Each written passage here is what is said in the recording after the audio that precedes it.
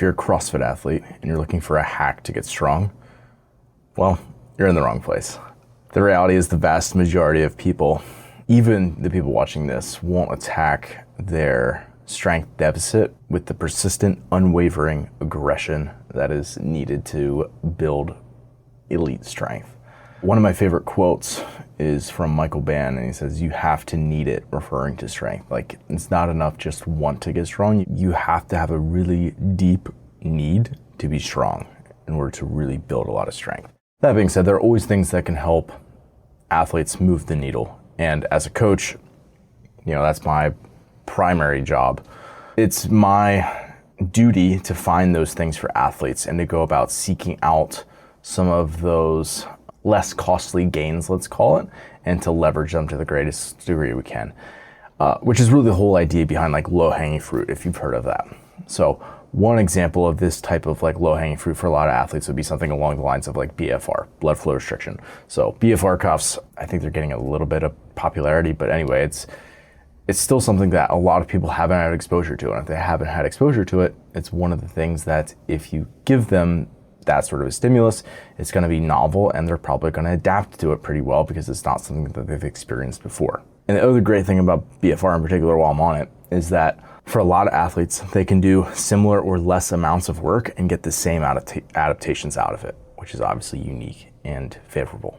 And while yes, it's completely different in the concept of low-hanging fruit, I believe it applies the same way, is related to machines. Now, machines are something that a lot of CrossFit athletes, believe it or not, at this point, don't have a ton of experience on. Because for me growing up, it was like free weights and machines, and you'd do a bunch of each of those, and a lot of the weight rooms, and still today, the commercial gyms have those available. And there's distinct advantages to machines that a lot of CrossFit athletes at this point have either been a decade plus removed from, or they've grown up in the sport where they've never had access to those things. So again, the concept of low-hanging fruit comes back into play. The great thing about machines, the thing that I love about them, and when I have access to them, or the certain ones that my gym has that I program regularly, is what's the greatest benefit in my mind is that it creates all the stability that allows someone to express their maximal output over a very specific constraints.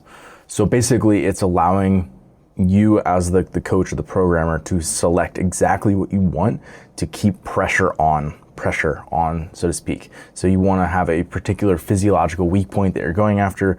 Machines allow you to target that in a very specific way and keep the pressure, so to speak, on that thing the entire time. You're selecting the physiological weak point that you're trying to address, and you're able to keep on that the entire time.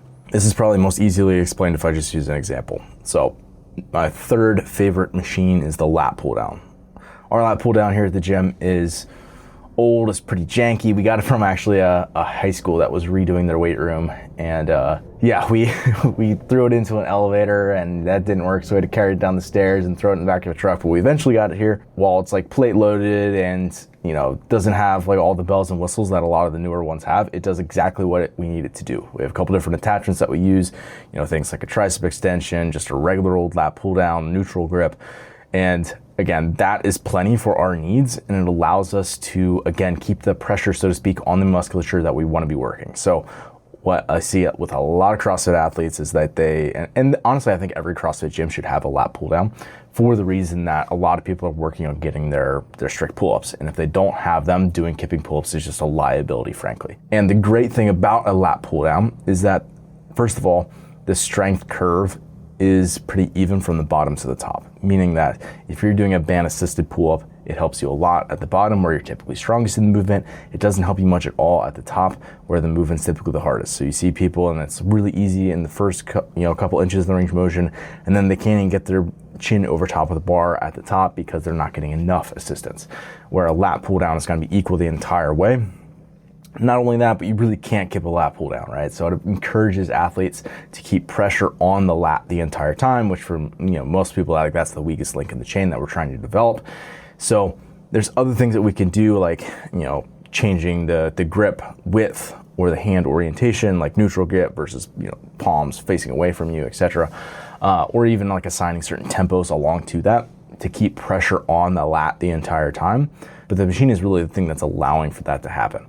And again, one of the reasons that happens is because if people are just doing kipping pull-ups or just doing band assisted pull-ups, they can easily get away from using the lats and kind of compensate around a weak lat. Whereas there's really no other way to do the lat pull down other than how it's exactly meant to operate for the machine.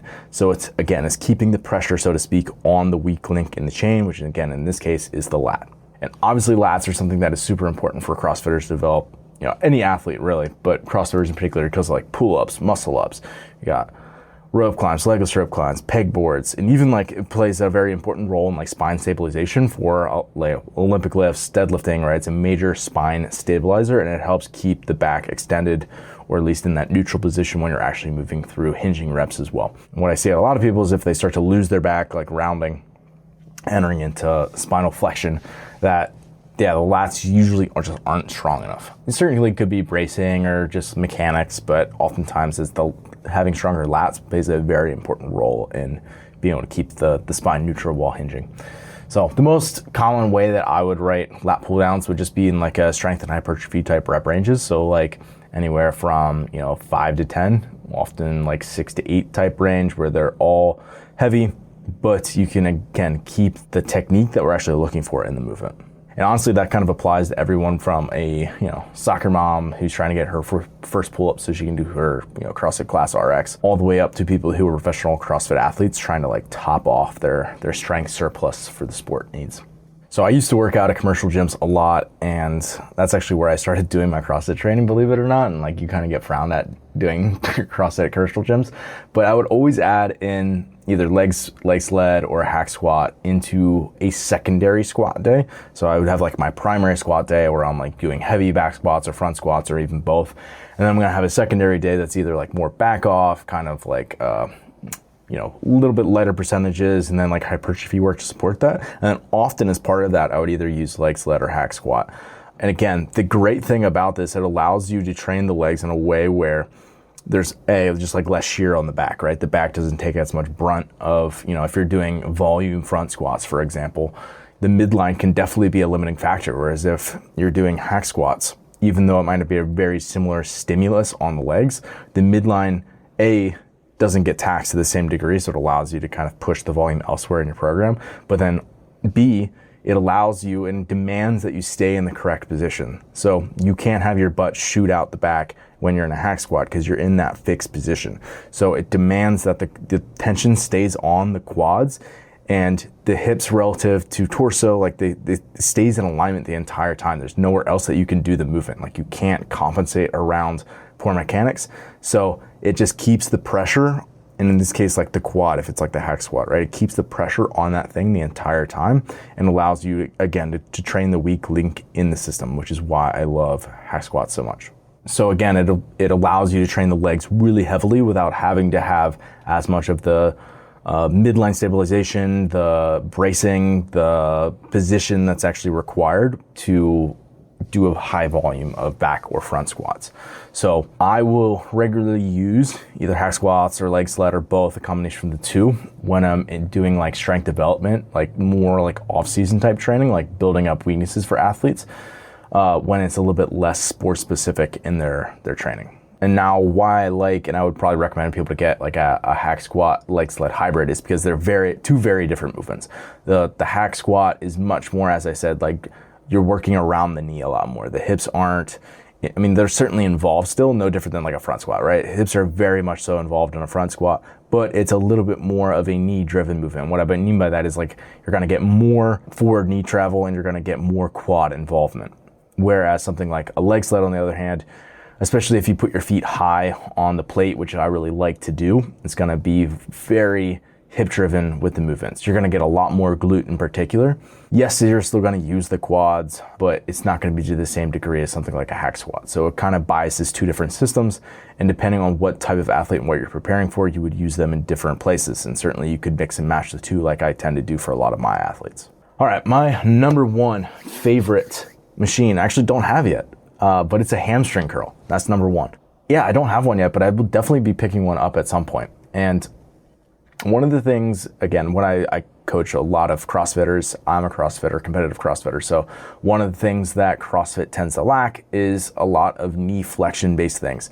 even if we're getting hamstring, it's usually around moving around the hip. So you're getting hip extension using the hamstring, not knee flexion using the hamstring. So the hamstring crosses both the hip and the knee. It's acting on two different joints. Okay, there's a couple of different muscles that do that kind of thing. Biceps would be another one, right? Where it's acting on both the shoulder and the elbow. Now the hamstring, we get a lot of that upper hamstring that's acting on the hip. We get very little, almost zero hamstring that's acting on the knee. Maybe something like running would be an example of this, where you're getting some active knee flexion from the hamstring, but that's in a very different environment than something that would be like a strength, maybe a little bit slower end of the spectrum and strength based. That's much more like speed, power end of the spectrum. And also a lot of the things that are strength based in using the hamstring, you're still not getting a really high time under tension. So even if you're doing touch and go deadlifts, which would probably be like the most hamstring demanding, in my opinion, movement in CrossFit off the top of my head, that I would say you're still not getting that much time under tension on the hamstring itself, especially in that eccentric. So you're often trying to speed up that eccentric as fast as possible so that you spend the least amount of energy on it and you can just move through reps quicker. So you're actually thinking about actively speeding up the eccentric rather than actively controlling it, which is just generally recommended for a lot of strength training. That's a good kind of principle to think about.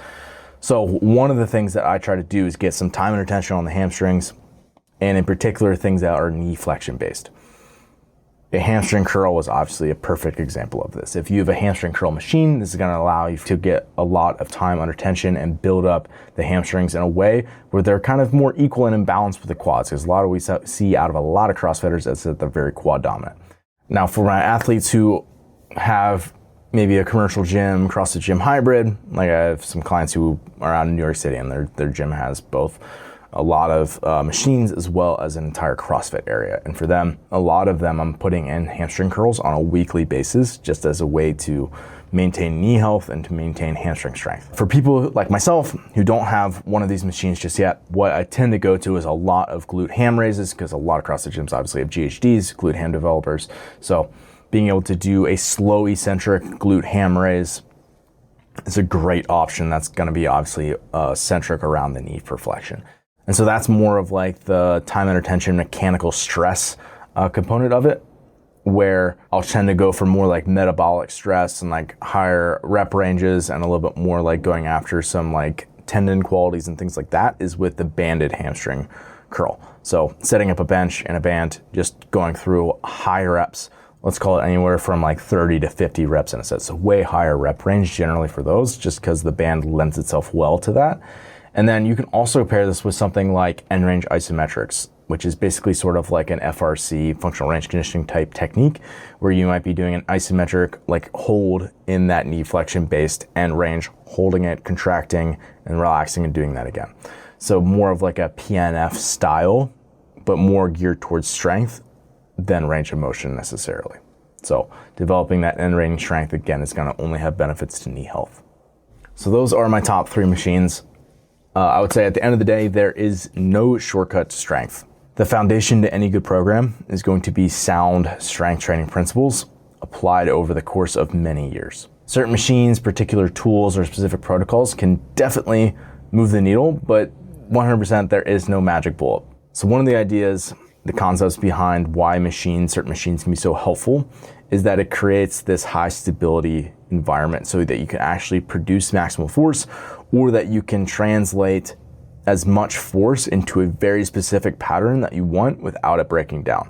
If you want to hear about how you can use machines, in particular for training CrossFit athletes, I have a great podcast with Casper Vinther where we talk extensively about bodybuilding and machine work and how it can be applied in a beneficial way to the CrossFit athlete.